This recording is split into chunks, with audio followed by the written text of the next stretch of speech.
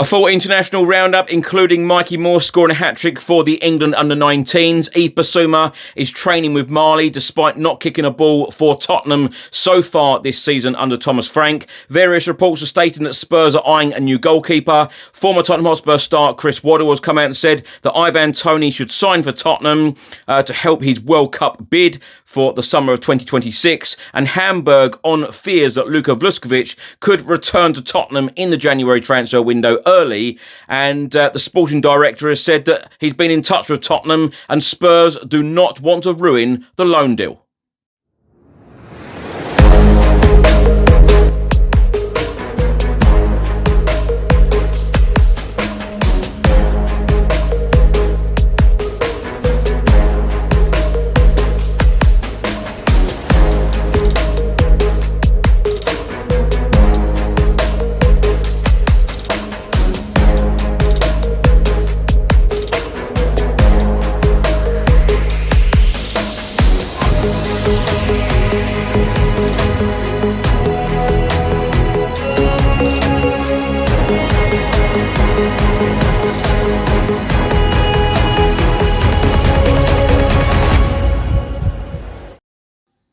Hi everyone, hope you're well. Chris Cowlin here. This is another edition of Tottenham News where I'll be going through all of the latest Spurs news, rumours and reports. If you're watching on YouTube, please do hit that subscribe button, like, share and comment below. And if you're listening to this on an audio platform, please do hit that follow button and leave a review if you can. Now, there is not long left now to vote for us at the Football Content Awards 2025. The final will take place at Elland Road, Leeds in November. And the final date to vote is Sunday evening. So if you do have a spare minute, all of the details are below and all of your support, as usual, is really, really appreciated. Thank you. Now, first up, let's go through some of the Tottenham Hotspur players' minutes during international duty in the last 24 hours or so. Midfielder Pape Matar Sarr's Senegal enjoyed a resounding 5-0 win in South Sudan to put them on the verge of securing a spot at the 2026 FIFA World Cup on Friday afternoon. He earned his 34th cap. He started the game for his country. Richarlison came off the bench to earn his 53rd cap as Brazil matched that result with a 5-0 away victory over South Korea in an international friendly, with Spurs legend and former teammate Heung-min Son breaking his nation's appearance record in the process. It was a night of mixed emotions for Lucas Bergvall, who made his first ever start for Sweden, but it ended in a 2-0 home defeat against Switzerland. Now, Jamie Donnelly was an unused sub as Northern Ireland produced a stunning 2-0 home win over Slovakia to really spice things up in Group A. Wilson Odobert netted a brace and Matisse Tel scored from the penalty spot as France under-21s opened their Euro under-21 qualifying campaign with a 6-0 thrashing of previously unbeaten Faroe Islands in Group C. Archie Gray played the full 90 minutes and Ashley Phillips came on with 12 minutes remaining as the England under-21s continued their winning start to Group D with a 4-0 win in Moldova in Euro under-21 qualifiers. Defender Christian Romero captained Argentina to a 1-0 victory over Miami in the early hours of Saturday morning, with one of our former players grabbing the winner. Back in the starting 11 after missing Argentina's final World Cup qualifier last month through suspension, our skipper was given the captain's armband as Lionel Messi was not in the squad at the Hard Rock Stadium. Our number 17 played the full 90 minutes in Miami as our former player Giovanni Lo Celso got the all-important goal. It was QT's 46th international cap of his career. Mikey Moore scored his first hat-trick for the England under-19s as they stormed to a 4-1 win over Belgium on Saturday afternoon. Having previously scored a hat-trick for the Young Lions under-17 side back in November 2023, the forward grabbed his maiden treble for the under-19s as they started the October international break in style. Starting the clash with Belgium alongside Callum Olasesi, Mikey Moore grabbed his first of the afternoon on the stroke of half-time. He then added his second and third on 58 and 65 minutes before both he and Callum were withdrawn with 23 minutes of the game remaining. Tottenham Hotspur midfielder Yves Bissouma is currently away on international duty with Mali, training with them. The Spurs midfielder has yet to feature for Thomas Frank this season due to injury, so could therefore be available for Tottenham's next game when Spurs face Aston Villa at home after the international break.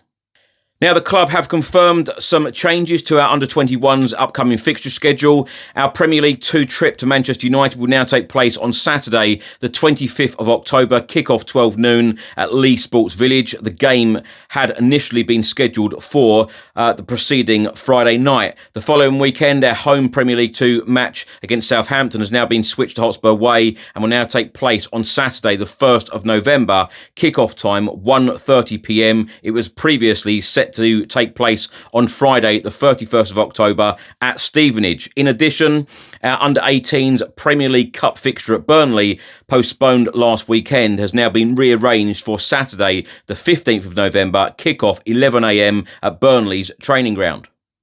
Now, Team Talk have stated that Tottenham Hotspur are preparing to enter the market for another goalkeeper, with plans getting underway to identify potential targets ahead of the new year.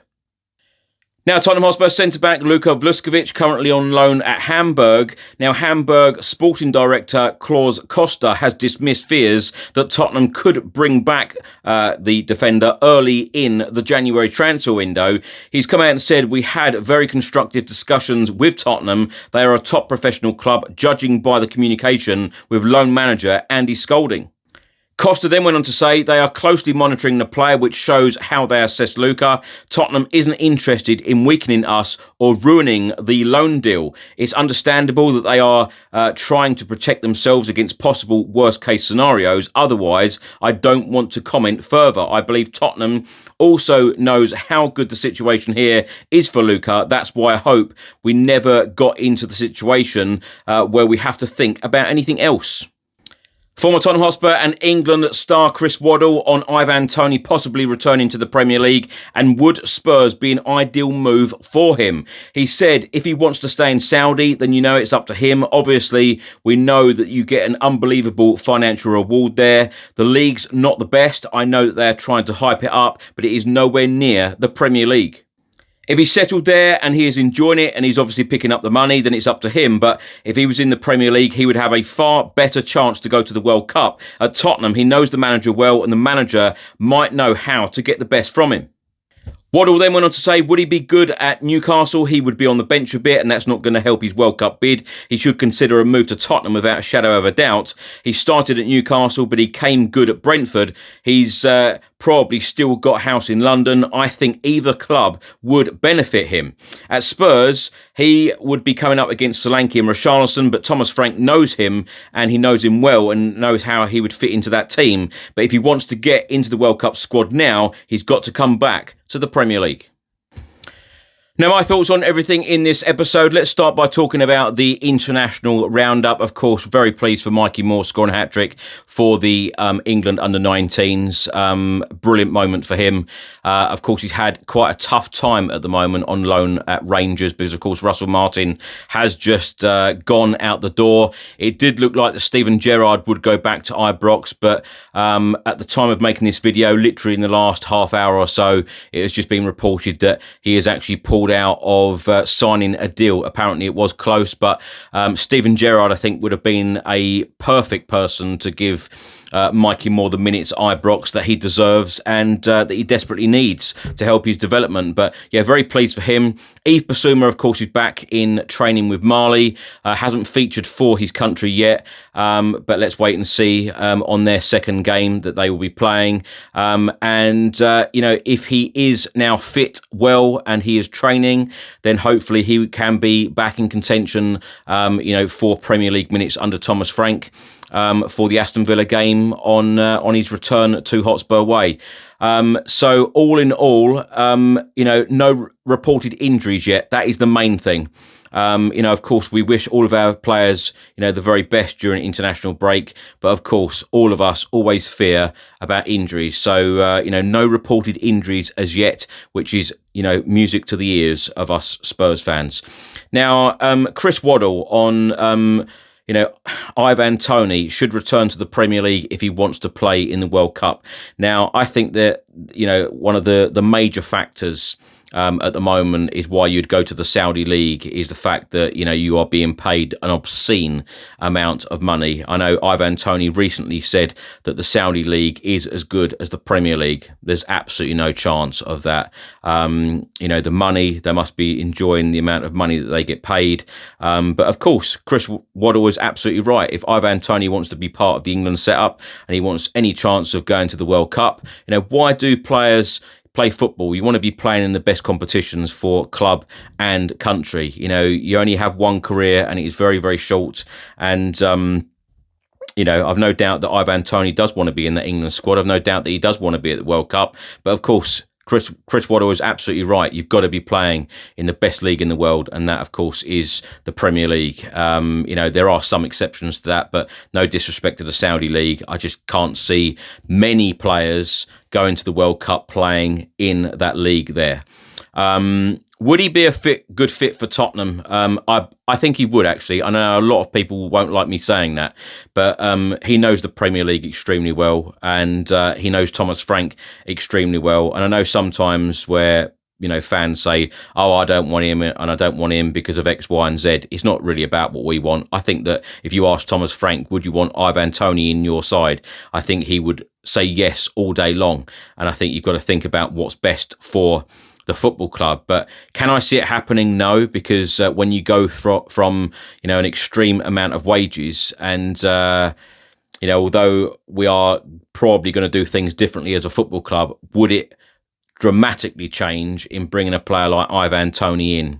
Watch this space, but I do really feel like we need competition up there for Dominic Solanke and Richarlison, who have had so many injury problems at Tottenham, and we need help in that final third. Kolo Muani, of course, got 45 minutes on Friday in the behind closed doors friendly against Watford, but Thomas Frank needs help in that final third, particularly in that number 9 position. So that does need to be looked at some time in the future. Will it be Ivan Toney? I very, very much doubt it. But would he do a job in the Premier League? Would he do a job for Tottenham? Yes, I think he would.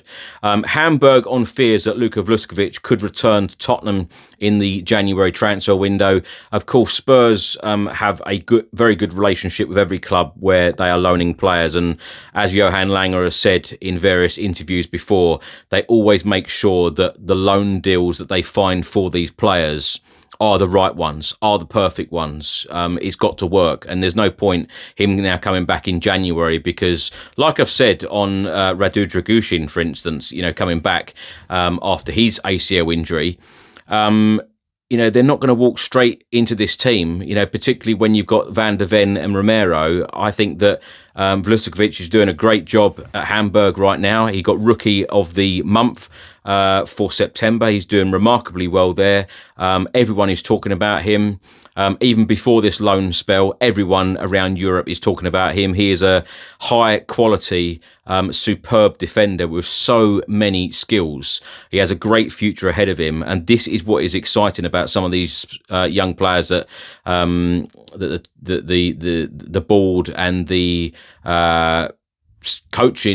the scouting team have brought in. In the last couple of years, because we have identified some really top talented players, so in the next couple of years, things should be looking really, really good, and if you're topping that up with experienced players in transfer windows as well, that should be a really, really good mixture going forward for Tottenham.